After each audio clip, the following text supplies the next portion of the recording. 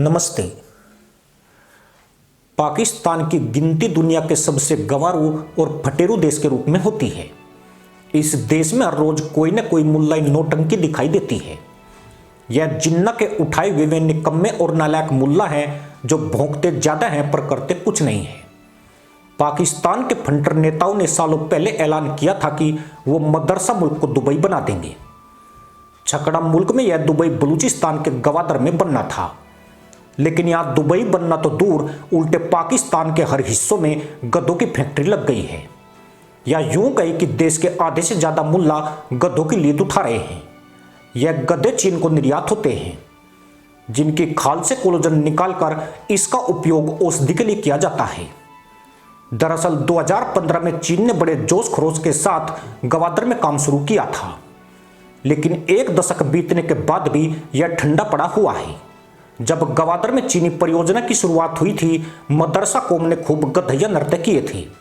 पाकिस्तान के नेताओं ने इसका ढंढोरा इस तरह पीटा था कि वो गवादर को पाकिस्तान का दुबई बनाने जा रहे हैं, जिसके बाद ढेर सारे मुल्लाओं ने नए तहमंद और टोपी के स्टॉक तक कर लिए, इस उम्मीद में कि अब शायद उन्हें भीख मांगने सऊदी अरब और यूएई नहीं जाना पड़ेगा।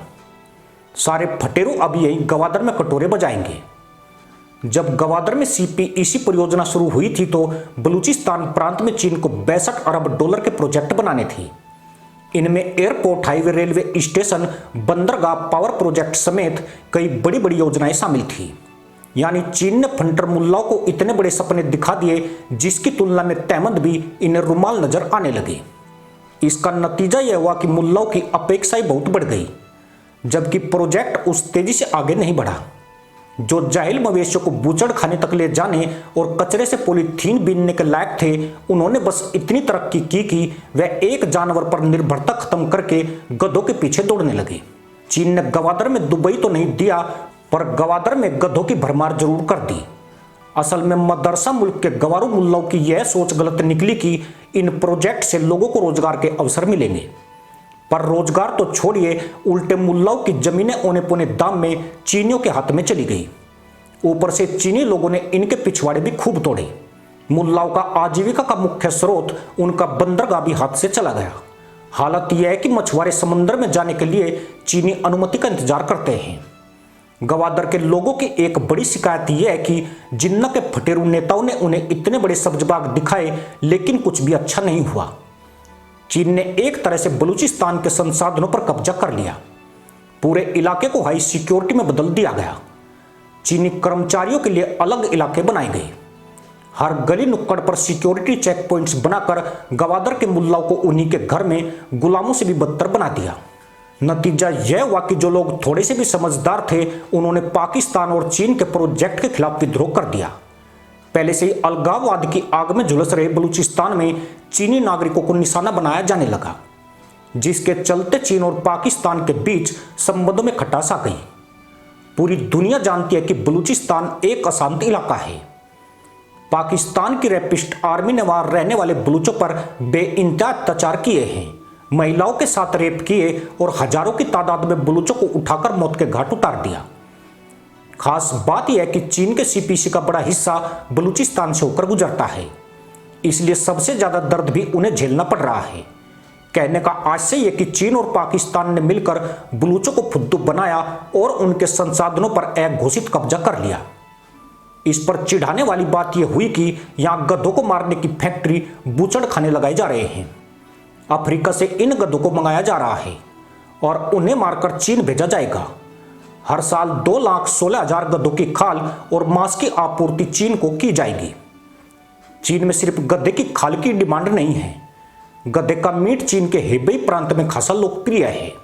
वहां बर्गर में इसका इस्तेमाल किया जाता है।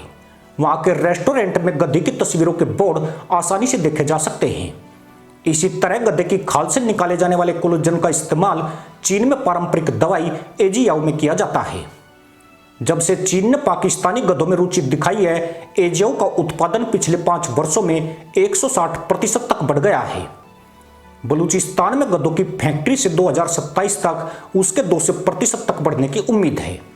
बलूचिस्तान में सीपीसी प्रोजेक्ट से चीन का भी मोहभंग हो रहा है।